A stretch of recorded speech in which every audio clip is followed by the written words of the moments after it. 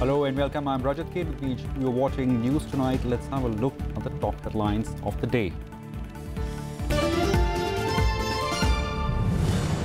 Vijay Rupani takes oath as Gujarat Chief Minister. Nitin Patel, his deputy. Prime Minister Modi, Amit Shah among top BJP leaders who attended ceremony in Gandhinagar. Jairam Thakur to be sworn in as new Chief Minister of Himachal Pradesh tomorrow.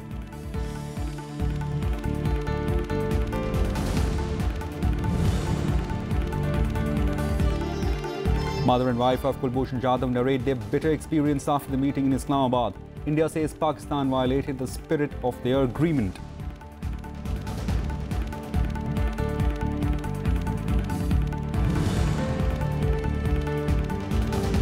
In a retaliatory strike, Indian Army kills 3 Pakistani soldiers during cross-border operation along the line of control in Rawalkot sector. A Pakistani soldier injured in the gunfire.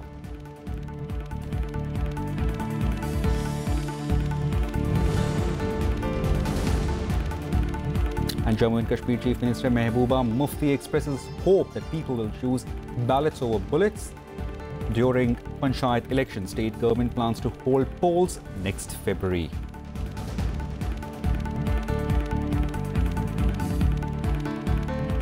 Our top story tonight, Vijay Rupani was sworn in today as Chief Minister of Gujarat for the second term in a row. Nitin Patel also took oath as his deputy at grand ceremony in Gandhinagar. Prime Minister Modi, BJP President Amit Shah and Chief Ministers of various BJP-ruled states attended the ceremony. Vijay Kumar Ramniklal Rupani, Vijay Rupani taking oath as the Chief Minister of Gujarat on Tuesday. Governor O.P. Kohli administered the oath of office to Rupani and his deputy Nitin Patel at a grand ceremony at the helipad ground in Gandhinagar. For the BJP, which won Gujarat for the 6th straight term, the ceremony was a massive show of strength. Prime Minister Narendra Modi, BJP President Amit Shah and Chief Ministers of 18 BJP-ruled states attended the ceremony.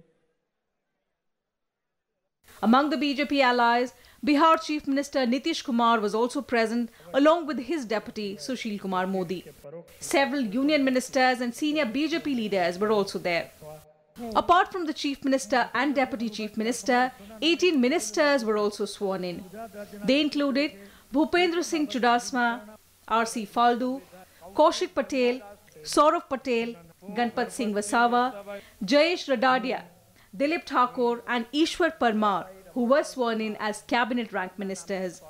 Ministers of state who took oath were Pradeep Singh Jadeja, Parbat Patel, Jayadrat Singh Parmar, Raman Patkar, Parshottam Solanki, Ishwar Singh Patel, Vasan Ahir, Kishore Kanani, Bachubhai Khabar and Vibhari Ben Dave. 5 of the 9 cabinet ministers were retained from the previous ministry.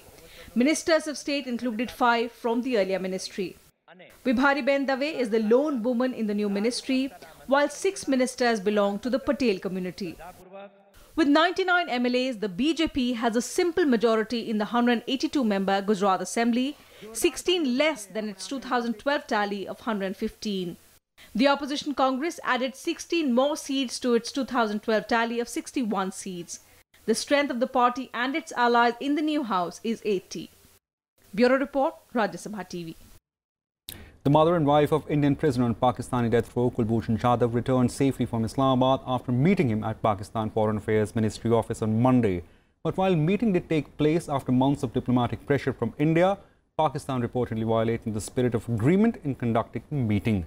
India says the so-called humanitarian gesture of Pakistan in allowing the 2 family members to meet Jadhav lacked credibility. On their return from Pakistan, Kulbhushan Jadhav's mother Avantika Jadhav and his wife Chetana Jadhav met External Affairs Minister Sushma Swaraj on Tuesday. Minister of State for External Affairs BK and Foreign Secretary S. Shankar were also present at the meeting, where they apprised Sushma Swaraj about what transpired during their interaction with Pakistani death row prisoner Kulbhushan Jadhav in Islamabad. उनकी मां और पत्नी से इस्लामाबाद में मुलाकात हुई थी। यह मुलाकात भारत सरकार के अनुरोध के बाद आयोजित की गई थी। इस मुलाकात से पहले दोनों देशों की सरकारें अपने राजनयिक चैनलों के माध्यम से इसके तौर तरीकों और स्वरूप को अंतिम रूप देने के संबंध में संपर्क में थी।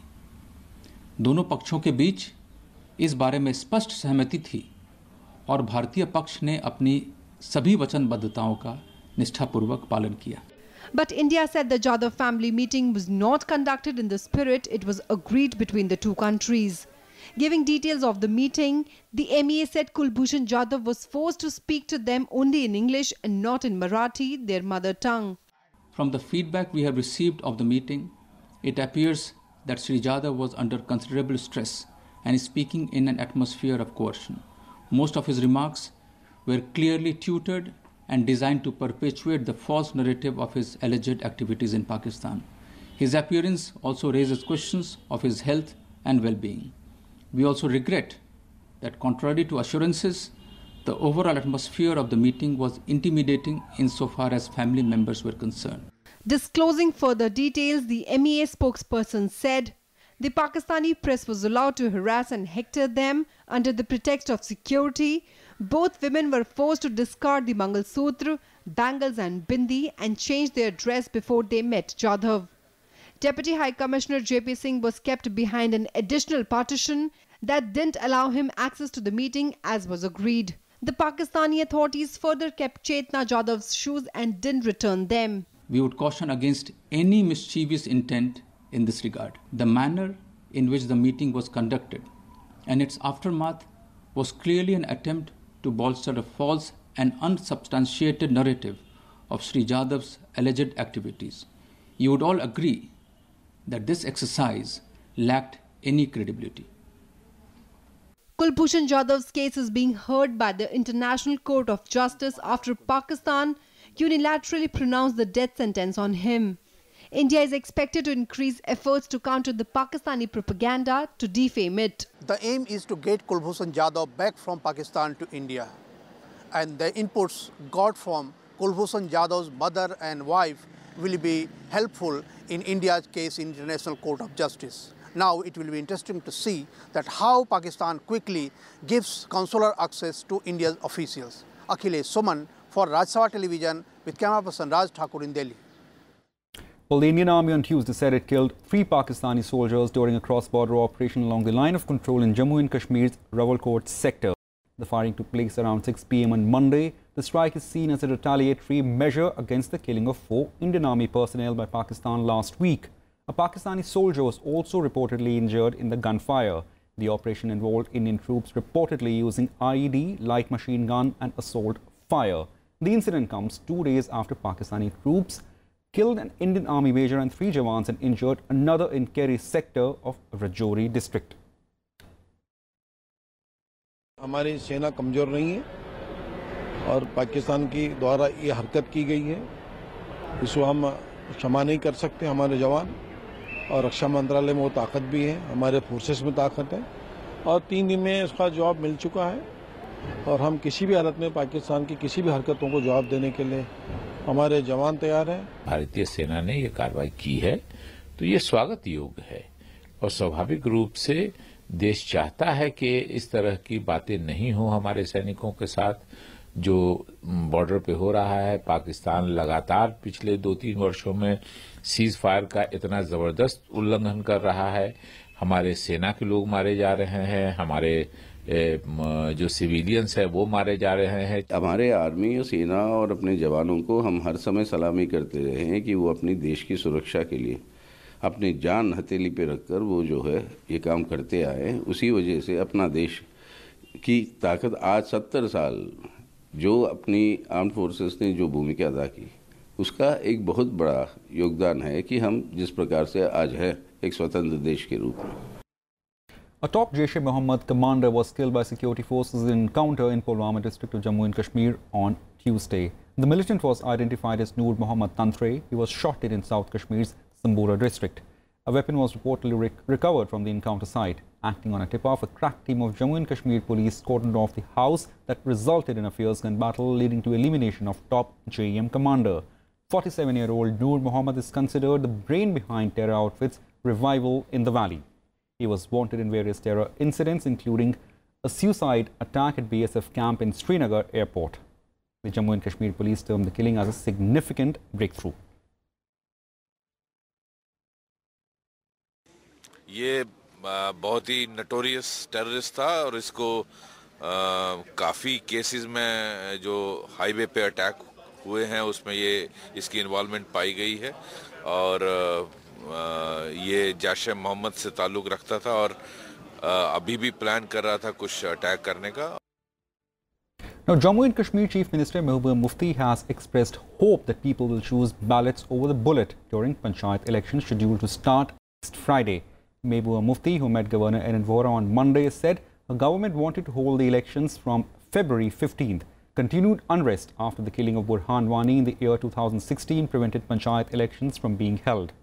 The elections couldn't be held this year either, following violence during a by-poll in the Srinagar parliamentary constituency elections on April 8th. It left 8 people dead and forced cancellation of by-poll to Anantnag parliamentary constituency.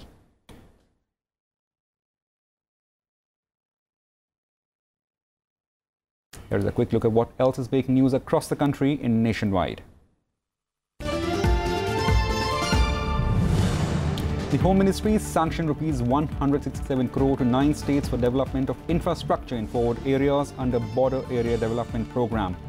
These states include Meghalaya, Punjab, Rajasthan, Bihar, Sikkim, Tripura, Assam, Himachal Pradesh and West Bengal, which have an international border.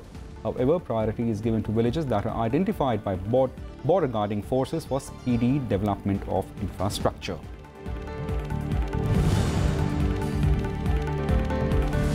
Actor Rajnikanth said he'll announce his final call on entering politics on 31st December. Addressing his fans on the opening day of the 6-day-long photo session with followers, the actor also said he was hesitant to enter politics.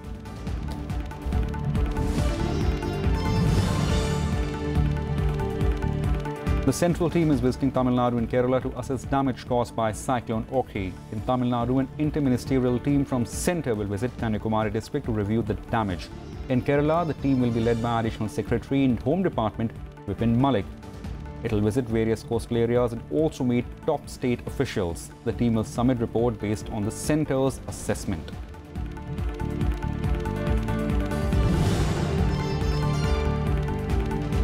The cold wave tightens its grip in the national capital with mercury settling at 7.1 degrees Celsius. Thick smog reduced visibility in the city, delaying several trains. At least 10 northbound trains were cancelled while several others were delayed.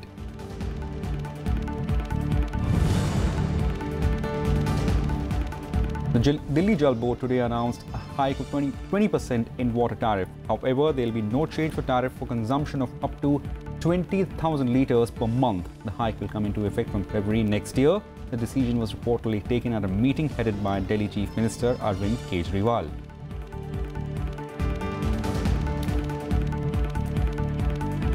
Time for a very short break. More on the other side.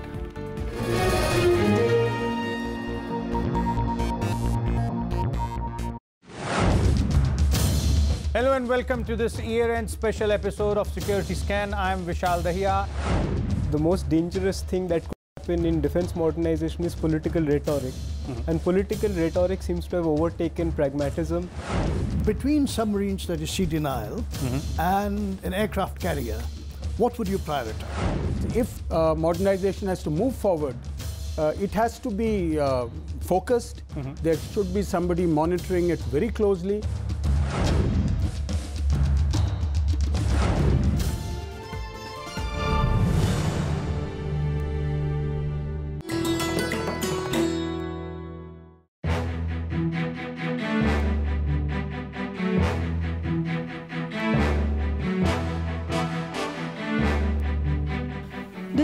Trophy boat race of Kerala, popularly called Vallam Kali in local parlance.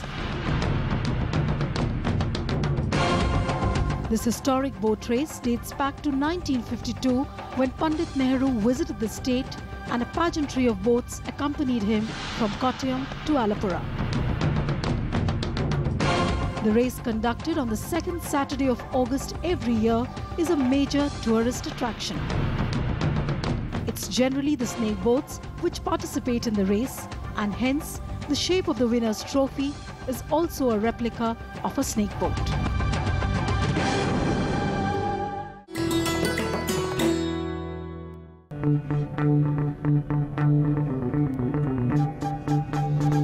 Art, a arisen from a multi-hued cultural canvas.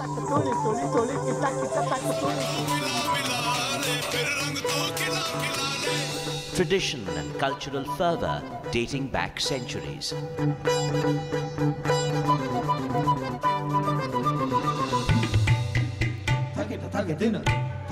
And encircling them all, there's a magic that awes.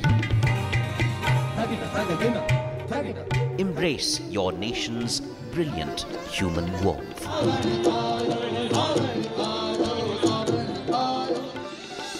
Watch Colours of India, Sundays at 9:30 p.m. on Rajya Sabha television. The story we thought we knew. The story of magnificence. The story of bloody battles. Of those who ruled and those who left their footprints. The story charting the course of our past. Talking history on Rajya Sabha TV.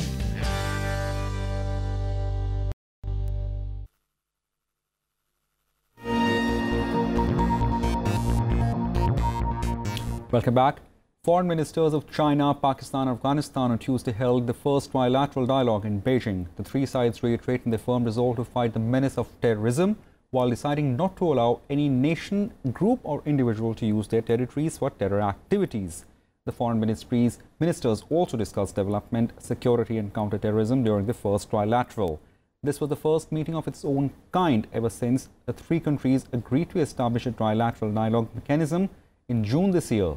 Foreign ministers of Pakistan and Afghanistan reaffirmed that a broad-based, inclusive peace and reconciliation process, which is Afghan-led and Afghan-owned and fully supported regionally and internationally, was the most viable solution to end the violence in Afghanistan.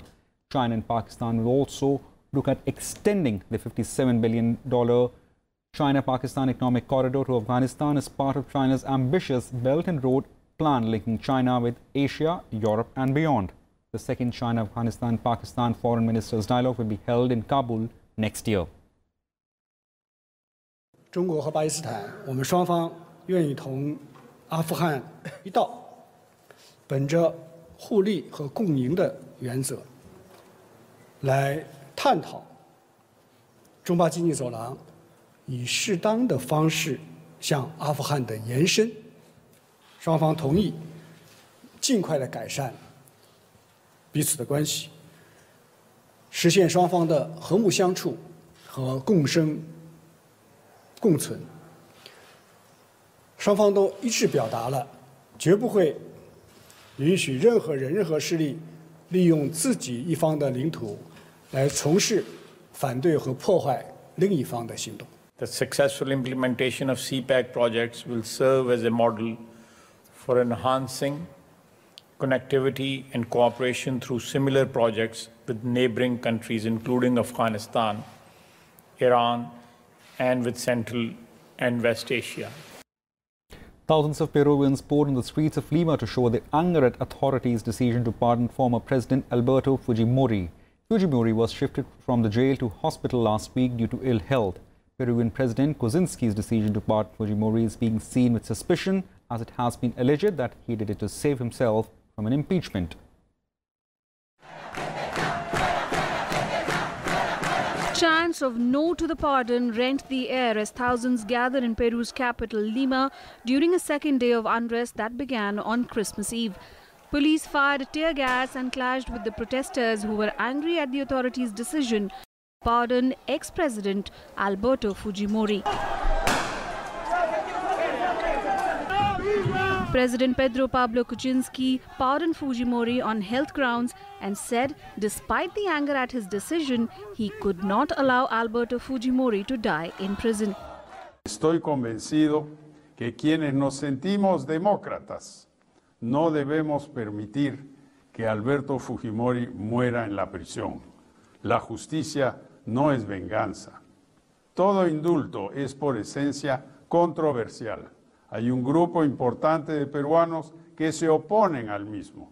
Mi decisión es especialmente compleja y difícil, pero es mi decisión.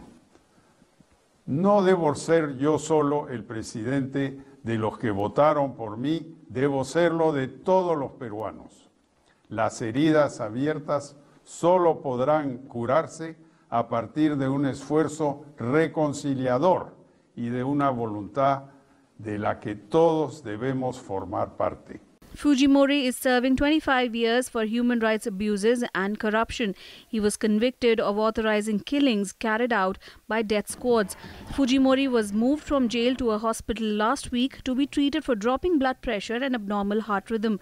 Kuczynski has denied pardoning Fujimori as part of a deal with his party to avoid his own impeachment for allegedly receiving illegal payments from a Brazilian construction giant. Se está exigiendo la renuncia a él y la recondena nuevamente de este genocida de Alberto Fujimori, todo lo que tiene que ser la bancada fujimorista, aprista realmente todo el Congreso. El pueblo peruano está en todo su derecho a una insurgencia nacional. He visto a toda la gente movilizándose, he visto a los policías cuando nos han seguido, nos han cercado, nos han tirado bombas. Yo digo, PPK, o sea, encima que nos hace esto, se aprovecha de nosotros en las fiestas, no nos deja expresar nuestro derecho de protestar libremente. The pardon has not found much support within Kuczynski's party either, with two leaders having resigned to protest the pardon. However, there is still some support left for Fujimori. Some Peruvians admire the former president for combating Maoist rebels, but his critics call him a corrupt dictator. Bureau Report, Rajya Sabha TV. Here are some updates from across the world in Global Buzz. UK's defence minister said British frigate escorted Russian warship through North Sea near UK waters on Christmas Day. Frigate HMS St. Albans departed on December 23rd to keep watch on the new Russian warship Gorshkov as it passed close to UK territorial waters. The British frigate remained at sea on Monday, monitoring Russian vessel, and was due to return to Portsmouth.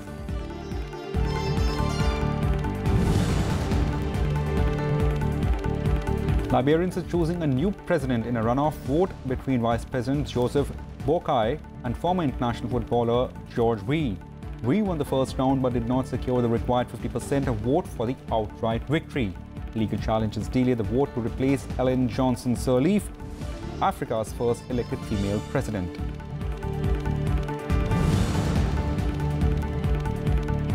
Unemployment in Japan fell to its lowest level since November 1993. Figures released by government showed unemployment at 2.7% last month, while job to applicants ratio improved slightly, up 0.01% from the previous month to 1.6% in November.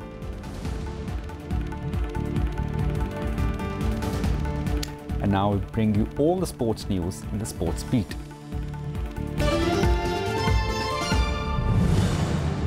While a raging debate continues on whether Virat Kohli is among the best batsmen in the world, former chief selector of Indian cricket team Sandeep Patil has said Indian skipper is not even the best batsman in Team India as far as limited overs cricket is concerned. Patil thinks that Rohit Sharma is currently a better batsman than Kohli when it comes to ODIs and T20s.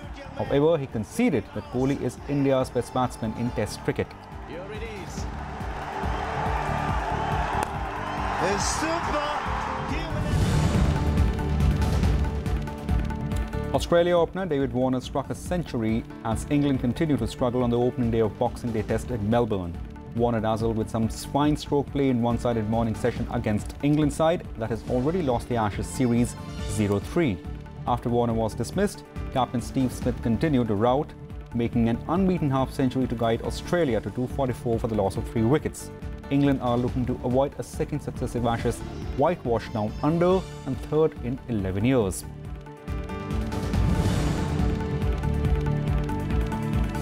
AB de Villiers will lead South Africa in his comeback test match against Zimbabwe after regular captain Faf de Vliet was ruled out for the historic 4-day test.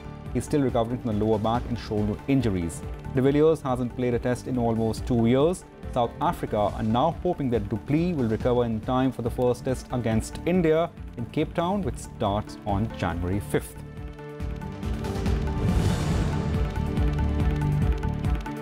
Fast bowling from Trent Boult and Matt Henry took New Zealand to victory in the third one-day international against the West Indies, completing a dominant series sweep.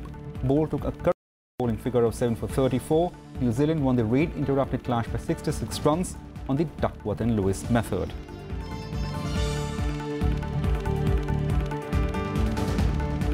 That's it for now. Keep watching Rajya Sabha TV for more. Good night.